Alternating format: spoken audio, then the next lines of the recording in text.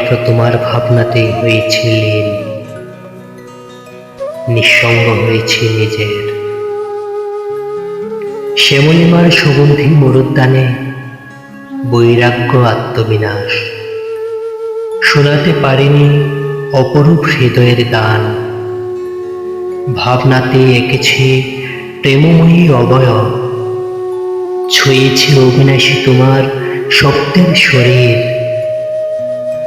কাঙ্ক্ষিত সময় চলে যায় সজীবতার পরম রুহু ছেড়ে, দগ্ধ নগরের মেঠো পথ ধরে আমি তোমাকে দেখতে বুকে নিয়েছি আগুন। তবুও চোখ তুলে দেখি কল্পনা ছাড়া তুমি কোথাও নেই।